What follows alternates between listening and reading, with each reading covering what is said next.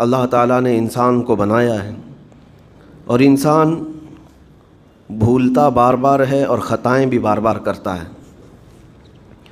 خطا کرنے والا اور بھول جانے والا اللہ کی بارگاہ میں ایسا نہیں ہے کہ وہ ہمیشہ کے لیے ناکارہ ہے، بلکہ اللہ تعالیٰ نے اسے زندگی میں بار بار موقع دیے ہیں کہ تو اپنی خطاؤں سے اور اپنی بھول سے پھر سے دوبارہ اپنی اچھی زندگی میں آ جا، اور اسی کو ہم توبہ کہتے ہیں۔ توبہ کا جو آپشن رکھا گیا ہے انسانوں کے لیے، مسلمانوں کے لیے خاص طور پر، بہت ہمت والا ہے، دروازہ ہے، بہت ہمت والا دروازہ ہے۔ اور اسی وجہ سے حدیث پاک میں یہ ہے کہ گناہ کرتا ہے بندہ، پھر توبہ کرتا ہے، پھر گناہ کرتا ہے، پھر توبہ کرتا ہے، یہ کرتا رہتا ہے۔ فرشتے اللہ کی بارگاہ میں عرض کرتے ہیں کہ مولا یہ تو بار بار وہی کرتا ہے، پھر توبہ کرتا ہے۔ اگر ہمارے ساتھ کوئی غلطی ایک بار دو بار کر دے، تیسری بار تو ہم اسے چھوڑیں گے بھی نہیں۔ انسانوں کی طبیعت تو یہی ہے، لیکن بندہ جب بار بار ایک خطا کرتا ہے اور پھر توبہ کرتا ہے، پھر خطا پھر توبہ، تو فرشتے جب اللہ کی بارگاہ میں یہ عرض کرتے ہیں کہ یہ مولا یہ ہر بار یہی کرتا ہے، تو جانتے ہیں پروردگار عالم کیا فرماتا ہے، ارشاد فرماتا ہے اے میرے فرشتوں، میرا بندہ مجھے رحمان سمجھتا ہے اس لیے بار بار توبہ کرتا ہے، مجھے وہ ارحم الراحمین سمجھتا ہے، ورنہ کون بار بار اللہ تبارک و تعالیٰ کی بارگاہ میں دروازہ کھٹکھٹاتا۔ تو رب تبارک و تعالیٰ ارحم الراحمین ہے، یہ تصور ہر مسلمان کے ذہن میں ہے، اس کی وجہ سے وہ کبھی مایوس نہیں ہوتا۔ اور شیطان کا سب سے بڑا حربہ کیا ہے جانتے ہیں آپ؟ سب سے بڑا بہکانے کا اور گمراہ کرنے کا اور ہمیشہ گناہوں میں ملوث رکھنے کا سب سے بڑا آلہ، کہ بندے کو سب سے پہلے نا امید کرتا ہے، اب تیرا کیا ہوگا، تو بہت برباد ہو چکا ہے۔ یہ جو خیال شیطان ڈالتا ہے دل میں، اس کے بعد پھر وہ بندہ جری ہو جاتا ہے، اب میرے توبہ سے بھی کچھ ہونے والا نہیں ہے، جو جس طرح زندگی چل رہی چلنے دو، ارے 50 سال ہو گئے اب تک میں یہی کرتا رہا، اب کیا سدھروں۔ یہ جو خیالات ہے یہ شیطان ڈالتا ہے تاکہ اس کی کفر پر موت ہو جائے، تاکہ وہ ہمیشہ گناہوں کی موت مرے۔ نا امیدی جو ڈالتا ہے شیطان، اب میرے ساتھ کچھ ہونا نہیں ہے۔ نہیں میرے عزیزو، رحمت عالم صلی اللہ تعالیٰ علیہ وسلم کی بارگاہ میں کیسے کیسے لوگ آئے اور ارحم الراحمین نے ان کی توبہ قبول کی۔ آپ کو ایک بات میں بتاؤں، سیدنا عمر ابن خطاب رضی اللہ تعالیٰ عنہ کا دور ہے۔ مثنوی شریف میں مولانا روم فرماتے ہیں، جنت البقیع آپ نے سنا ہوگا، قبرستان مدینے کا، مدینے کے قبرستان میں رات کے وقت ایک بوڑھا آدمی 80 سال کا جو بانسری بجاتا تھا اور اسی سے پیسہ کماتا تھا، اس کی بانسری میں بڑی اچھی لے تھی، بڑی سر اچھی تھی، لوگ سنتے تھے اور پیسے دیتے تھے، لیکن بڑھاپے میں جب سانس پھولنے لگ جاتی ہے، ہانپنے لگ جاتا ہے، سانس نہیں ٹھہرتی، تو بانسری کیسے بجتی، اس کی لے ٹوٹ جاتی، لہجے بدل جاتے۔ بوڑھا آدمی، اب اس کی بانسری سننے کو کوئی آتا نہیں تھا اور پیسے ملتے نہیں تھے، تھک ہار کر کے وہ آیا، رات کا وقت تھا، جنت البقیع قبرستان میں، 80 سال کی عمر کا ہو گیا ہے، اس نے بانسری توڑ دی، کہا زندگی بھر جس چیز سے میں کماتا تھا اب میری سانسوں نے جواب دے دیا، جسم پھولنے لگا ہے، سانس زیادہ آنے لگ گئی ہے، اب میرا کھانا پینا کیسا چلے گا؟ خیر ارحم الراحمین ہوں تو تیرا ہی بندہ، میرے اہل و عیال نہیں، میرے رشتہ دار نہیں، مجھے اگر تو بھوکا مارنا ہے تو اسی قبرستان میں مار دے، یا اگر میری زندگی باقی ہے تو میرے رزق کا انتظام کر دے۔ وہ رو رہا تھا 80 سال کی عمر میں۔ جب بندہ لاچار و مجبور ہوتا ہے تو پروردگار کو ہی یاد کرتا ہے۔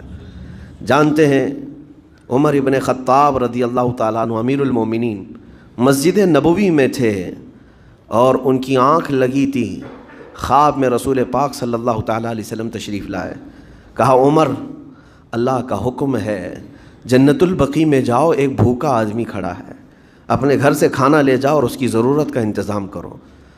نیند کھلی تو آپ نے دیکھا اللہ کے حبیب صلی اللہ علیہ وسلم کی طرف سے حکم آیا اور رب ذوالجلال کا حکم ہے، گھر سے عمدہ کھانا لیا، توشادان لے کر کے، کچھ مال و متاع بھی لے کر قبرستان میں گئے، ڈھونڈا کون ہے یہاں پر، تو دیکھا کہ ایک ہانپتا کانپتا ہوا 80 سال کا بوڑھا روتا ہوا نظر آیا۔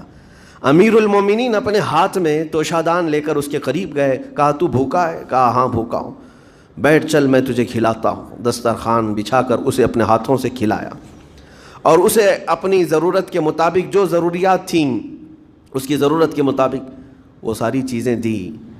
وہ بوڑھا پوچھتا ہے آپ کون ہیں؟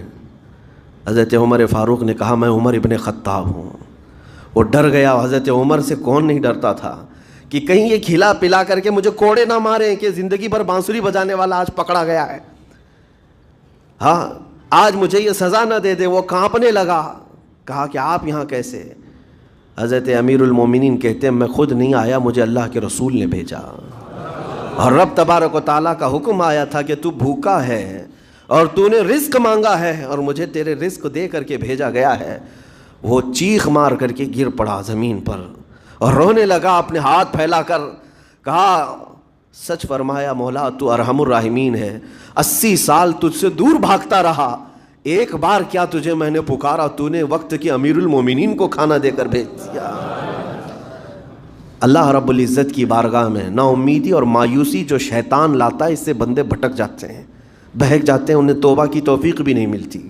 اسی لیے میرا مولا فرماتا انا عند ظن عبدی بی، رب تعالیٰ فرماتا میرا بندہ میرے بارے میں جیسا گمان کرتا ہے میں اس کے ساتھ ویسا سلوک کرتا ہوں۔ تم کیا گمان کرتے ہو؟ وہ سخت پکڑ کرے گا، ابھی مار ڈالے گا۔ وہ غفار ہے، قہار ہے، جبار ہے، لیکن ساتھ میں وہ ستار بھی ہے، وہ رحمان بھی ہے، رحیم بھی ہے۔ اگر رب تبارک و تعالیٰ ہر چیز پر پکڑ کرتا تو ہمارا تو جینا ہی نہیں تھا، یہاں پر اتنے گناہ ہو چکے۔ اور وہ رب تعالیٰ فرماتا وسعت رحمتی کل شیء، میری رحمت نے ہر چیز کو گھیر رکھا ہے۔ اللہ رب العزت بندوں کو معاف کرنے کا اظہار زیادہ فرماتا ہے۔ اور جانتے ہیں آپ گناہ جب عام ہوتے ہیں، میں آپ کو اپنے گھر کی بات بتا دوں، میرے گھر میں آپ 4 دن کے مہمان بن کر کے آئے ہیں، کبھی میری کھڑکی توڑ رہے ہیں، کبھی دروازہ توڑ رہے ہیں، کبھی ہمارے گھر کے برتن پٹک رہے ہیں، کبھی فرشی اکھاڑ رہے ہیں، کب تک برداشت کروں گا؟ آپ کو نکال کر باہر کر دیں گے، مہمان نہیں، یہ بلا ہو گئی ہے، گھر سارا اجاڑ رہا ہے۔ ایک چیز پر چھوڑ دیا جائے، 2 چیز پر چھوڑ دیا جائے، یہ انسانوں کی فطرت ہے، انسانوں کی فطرت۔ لیکن رب کائنات اپنی کائنات میں ہم بندوں کو اتارا ہے، ہم نے کیا نہیں بگاڑا، اس اپنے گناہوں سے اس کی زمین کو لال کر دیا، ہاں اس کی نافرمانی سے ہم نے اس کائنات کے رنگ کو بدل دیا، کھلے عام گناہ، ننگا پن، بے حیائی، عیاشی، سب کچھ ہوتا رہا۔ اس کی کائنات ہے، اس کی زمین ہے، اس کی سلطنت ہے۔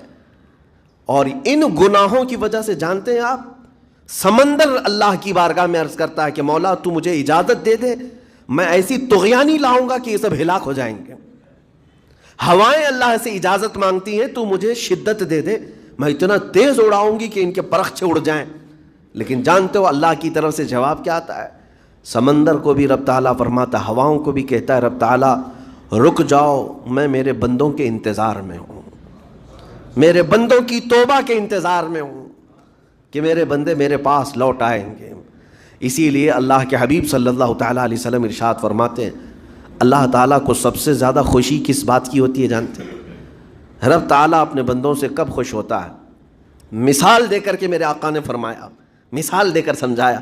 صحرا میں، ڈیزرٹ میں ریتیلے میدان ہوتے ہیں، اس کا سفر بڑا ڈینجر ہوتا ہے۔ آج بھی ڈیزرٹ ہیں بہت سارے، سہارا ڈیزرٹ کا نام سنا ہوگا آپ نے۔ ہم گئے ہیں 200-250 کلومیٹر تک آپ چلتے رہو گاڑی، نہ ایک درخت نظر آتا ہے، نہ پہاڑ نظر آتا ہے، نہ گھر نظر آتا ہے، کچھ بھی نہیں۔ اس طرف میدان ریت کا اور آسمان لگا ہوا دکھتا ہے، ادھر بھی آسمان، تنہا ہم اکیلے نظر آتے رہتے ہیں۔ صحرا کا جو سفر ہوتا ہے بہت کٹھن ہوتا ہے۔ نبی پاک صلی اللہ تعالیٰ علیہ وسلم مثال دیتے ہوئے ارشاد فرماتے ایک بندہ اپنی اونٹنی لے کر، اس پہ ساز و سامان لے کر کھانے پینے کا صحرا کے سفر پر تھا، اور صحرا میں کھانا پانی بہت مقدار میں لی جاتی ہے کیونکہ کچھ ملتا نہیں، اور جلد سے جلد وہاں سے سفر گزار کر کے آنا۔ ایک بار اگر راستہ بھٹک گیا موت ہو جاتی ہے، وہاں پہ راستہ ملے گا نہیں، جس طرف بھی جاؤ تو لگے گا سیدھا ہی چل رہا ہوں، ڈائریکشن ہی نہیں پتہ ہوتے صحرا میں۔ حضور پاک صلی اللہ علیہ وسلم فرماتے ہیں ایک بندہ صحرا کے سفر میں اپنی اونٹنی کے ساتھ ساز و سامان لے کر سفر پر تھا، بیچ راستے میں اسے نیند آئی، سویا، سو کر کے اٹھا تو دیکھا اس کی اونٹنی ساز و سامان کے ساتھ غائب ہے، صحرا میں، بیچ صحرا میں۔ اب جو سواری تھی وہ غائب ہے، کھانا پانی تھا وہ غائب ہے، کچھ نہیں ہے ساتھ میں۔ گھبرا گیا، پریشان ہوا، اپنی اونٹنی کو ڈھونڈتا ڈھونڈتا تھک گیا، کبھی ادھر کبھی ادھر، کبھی ادھر کبھی ادھر، ہر جگہ کہیں کوئی نشان نظر نہ آئے۔ اور جب سواری نہیں ہے تو اب کئی 100 کلومیٹر کا بغیر کھانے پینے کے کیسے سفر کرتا؟ تھک ہار کر کے دوسرا دن ہو کہ تیسرا دن ہو، ایک جگہ وہ بندہ سو گیا، پھر سے سو گیا، اب راستہ بھی نہیں ملتا۔ سویا تو نیند سے اٹھا جب تو دیکھا اس کی اونٹنی بھی موجود ہے، اس کا ساز و سامان بھی ہے۔ یہ مثال ہے، یہ مثال ہے۔ میرے آقا صلی اللہ علیہ وسلم صحابہ سے اب پوچھتے ہیں، اے میرے صحابہ بتاؤ اس بندے کو جو صحرا میں گمشدہ اونٹنی جس کی مل جائے اسے خوشی کتنی ہوگی؟ صحابہ کہتے ہیں یا رسول اللہ اس کی تو جان میں جان آ گئی ہوگی، کیونکہ وہ جانتے تھے صحرا کا سفر کیا ہوتا ہے۔ کہا سب سے زیادہ اسے خوشی ہوگی کہ اس کا کھویا ہوا سامان مل گیا، کھوئی ہوئی سواری مل گئی۔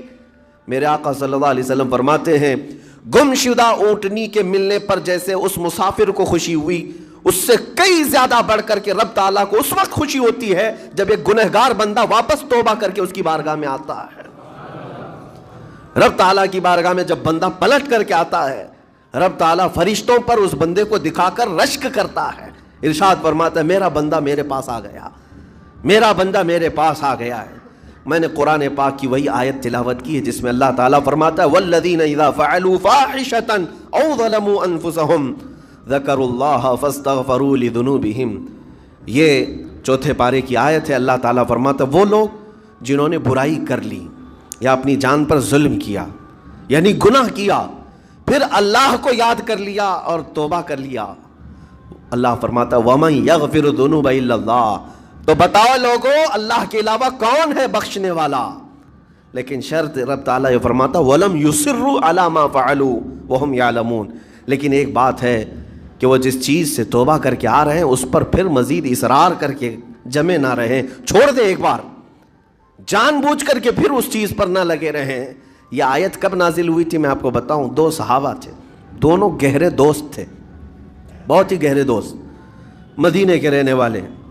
اس میں سے ایک صحابی تجارت کے لیے جا رہے تھے اور ان کے گھر بار میں ان کی بیوی تھی بس اور کچھ نہیں، تو اپنے دوست سے کہا کہ میں جا رہا ہوں، مجھے آنے میں تاخیر ہو سکتی ہے، میرے گھر پر اگر کبھی سودا سلف لانے کی ضرورت پیش آئی تو میری بیوی کو یہ پہنچا دینا ساز و سامان۔ یہ کہہ کر کے وہ تجارت پہ چلے گئے۔ جو دوست صحابی تھے، دیکھیں صحابہ کے بہت سارے کام امت کے لیے درس ہیں، قیامت تک آنے والے مسلمانوں کے لیے وہ مشعل راہ ہیں۔ تو وہ جو دوست صحابی تھے سودا سلف لے کر کے گھر جایا کرتے تھے اپنے دوست کی بیوی کو پہنچانے کے لیے۔ ایک دن ایسا ہوا کہ شیطان نے ورغلایا اور سودا سلف سامان لے کر گھر گئے۔ ان کی خاتون باہر آئی دوست کی، انہوں نے اس خاتون کا صرف ہاتھ پکڑ لیا، ہاتھ پکڑ لیا، اور وہ عورت چونکہ مدینے کی رہنے والی صحابیہ ہیں، اپنا ہاتھ تو چھڑا لیا لیکن وہ چیخ مار کر رونے لگی کہ جس پر میرے شوہر نے سب سے زیادہ اعتماد کیا، تم تو جگری دوست بھائی کی طرح تھے، ہاتھ کیسے بڑھا دیا؟ تو اس صحابی کو فوراً احساس ہو گیا کہ میں بہت بڑی خطا کر گیا، میرے بھائی اور میرے دوست کی امانت میں نے خیانت کر دیا، اس نے مجھ پر بھروسہ کیا تھا اور اس کی بیوی کا میں نے ہاتھ پکڑ لیا۔ بس اتنی سی بات تھی، وہ خاتون بھی رونے لگ گئی کہ میرے ساتھ کیا ہوا، یہ صحابی بھی رونے لگ گئے، احساس فوراً ہو گیا کہ میں نے غلط کیا ہے، سودا سلف لانے کے وقت مجھ سے غلطی ہو گئی، خطا ہو گئی۔ اب اس خطا کی وجہ سے وہ کرتے کیا، ان کو تو ڈر یہ تھا کہ میں اپنے دوست کو منہ دکھانے کے بھی قابل نہیں، اور نہ ہی میں یہ چیز کسی کے سامنے ذکر کر سکتا ہوں، کیا کروں؟ تو مدینہ چھوڑ کر کے چلے گئے پہاڑیوں میں، اور بغیر کھانا پانی سب کچھ بھی نہیں تھا، پہاڑیوں کے بیچوں بیچ رہنے لگے، اور صرف روتے تھے اور گر جاتے تھے، اور کمزوری آ گئی جسم میں، اٹھنے پھرنے کی بھی طاقت نہیں تھی۔ اب وہ دوست ان کے صحابی تجارت سے واپس آئے، گھر میں آتے ہی ان کی خاتون نے بتا دیا کیا معاملہ پیش آیا۔ وہ بہت جلال میں آئے اور کہا کہ میرا دل ٹوٹ گیا، آج میری کمر ٹوٹ گئی، جس کے ساتھ ہم نے پوری زندگی بتائی آج اس نے میری عورت کے ساتھ ایسا کیسے کیا؟ بہرحال انسان ہے، خطا ہوتی ہے، انسان ہے، بھولنا اور خطا کرنا اس کی عادت ہے. اب ان کو دل میں تو بہت تکلیف ہوئی، کروں کیا، لیکن وہ صحابی تھے، انہوں نے کہا یہ معاملہ سیدھے حضور پاک کی بارگاہ میں رکھتا ہوں. کہا کہ میں سزا دوں گا یا پھر جو ہے ان کے لیے جو قرار واقعی چیز ہوگی وہ دلا کر رہوں گا. بارگاہ مصطفیٰ صلی اللہ تعالیٰ علیہ وسلم میں تشریف لائے. عرض کیا کہ آقا ایسا ایسا ہو گیا، میرے معتمد ساتھی نے میرے گھر میں ایسا معاملہ کر دیا. نبی پاک صلی اللہ تعالیٰ علیہ وسلم غمگین ہو گئے کہ ان دونوں کے درمیان ایسا کیسے ہو گیا. پھر تھوڑی دیر کے بعد رحمت عالم صلی اللہ علیہ وسلم جو غیب دان نبی ہیں، ہر چیز کو جانتے، بلکہ اپنے امتیوں کے احوال سے باخبر رسول ہیں، نبی پاک صلی اللہ تعالیٰ علیہ وسلم اپنے اس غریب صحابی کے حالات معلوم کیے. پتہ چلا کہ وہ تو گھر بھی چھوڑ دیا، مدینے بھی چھوڑ دیا، پہاڑیوں میں جا کر کے پناہ لے کر کے اکیلا تنہا رہ رہا ہے. اللہ کے نبی صلی اللہ تعالیٰ علیہ وسلم اپنے اس غریب امتی صحابی کے حالات معلوم کرنے کے بعد اللہ کریم کی بارگاہ میں عرض کرتے ہیں کہ مولا تو فیصلہ سنا دے. اللہ تعالیٰ نے آیت نازل فرمائی، جو آیت میں نے آج آپ کے سامنے تلاوت کیا.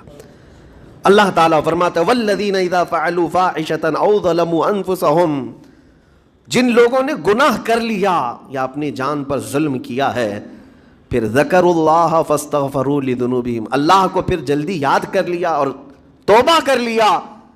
رب تعالیٰ فرماتا ومن یغفر الذنوب الا اللہ، محبوب بتاؤ اللہ کے سوا کون ہے گناہوں کی بخشش کرنے والا. اللہ تعالیٰ ان کے گناہوں کو معاف کر دیتا ہے جو فوراً اپنے گناہ کے بعد یاد کر لیتے ہیں کہ مجھ سے خطا ہوئی ہے. رسول کریم صلی اللہ تعالیٰ علیہ وسلم نے اس صحابی کو بتایا تیرے بھائی سے بھول ہوئی، خطا ہوئی، لیکن رحمان نے اس کی بخشش کا مصداق قرآن میں سنا دیا کہ وہ باز آ گیا اور توبہ کر رہا ہے. لہٰذا تیرے لیے بھی یہ زیب نہیں دیتا کہ تو اب کوئی انتقام لے، تو اپنے دل سے معاف کر. یہ صحابی تھے، اللہ کے نبی صلی اللہ علیہ وسلم کے پروردہ تھے، نفسانیت اور خواہشات کے نہیں. یہ فوراً گئے اور اپنے اس جگری دوست کو، اپنے اس بھائی کو ڈھونڈتے ہوئے پہاڑیوں کے بیچوں بیچ جا کر کے دیکھا. ان کی حالت بہت خستہ تھی، کمزور ہو گئے تھے اور روتے روتے اتنا تھک گئے تھے، نہ کھانا ہے نہ پانی ہے. بس یہ کہ ان سے خطا کیا ہوئی تھی، اپنے دوست کی عورت کا ہاتھ پکڑ لیا تھا. بس میرے عزیزو، اس سے بڑا نہیں. ہاتھ پکڑنے پر ان کو اس قدر احساس تھا کہ مدینہ چھوڑ دیے. لوگ یہاں پورے کے پورے گناہ میں ڈوب جاتے ہیں، زنا میں ڈوبتے ہیں، انہیں احساس تک نہیں. یہ صحابی گئے اور جیسے ہی یہ گئے تو وہ ہوش میں آئے اور رونے لگے کہ میرا بھائی آ گیا اور اب شاید یہ انتقام لے گا، بدلہ لے گا، مجھے مار ڈالے گا، کیونکہ میں نے اس کا اعتماد توڑا، اس کا بھروسہ ختم کیا. لیکن یہ صحابی گئے اور ان کا ہاتھ پکڑا اور اپنے سینے سے لگایا. کہا کہ تو بھی ابن آدم ہے، میں بھی ابن آدم ہوں، انسان ہے، خطا ہو گئی، لیکن بشارت ہے تجھے کہ اللہ نے قرآن میں محبوب کی بارگاہ میں آیت اتاری، تیری بخشش کا پروانہ اتار دیا. وہ اس قدر خوش ہوئے کہ اس صحابی کو تھام لیا اور کہا میں تو مایوس ہو کر پورے گھر بار سب چھوڑ کر کے آیا تھا، لیکن میرا رحمان خدا بندوں کو کبھی چھوڑتا نہیں، کبھی اکیلا ہونے نہیں دیتا، وہ مایوس نہیں کرتا. میرے عزیزو، آج ہمارے پاس وقت ہے جب ٹھوکر کھائیں تو فوراً احساس ہو جائے، جب غلطی ہو جائے. غلطیاں کس سے نہیں ہوتی؟ گناہ سب سے ہوتے ہیں.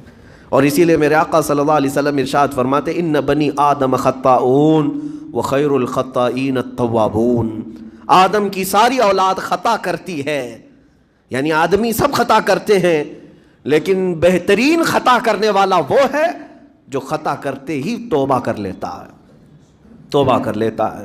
کوئی رات تمہاری ایسی نہ ہو کہ بغیر توبہ کے سو جاؤ، کوئی صبح ایسی نہ ہو آپ کی جو اللہ تعالیٰ کی بارگاہ میں استغفار کر کے نہ شروع کرو.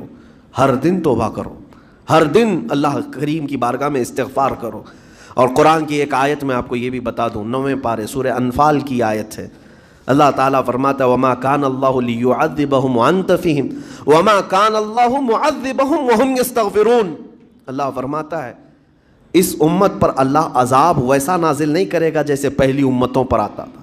اس کی وجہ یہ ہے، پہلی وجہ یہ ہے کہ ان کے بیچ میں میرا محبوب آرام کر رہا ہے، رسول پاک صلی اللہ علیہ وسلم.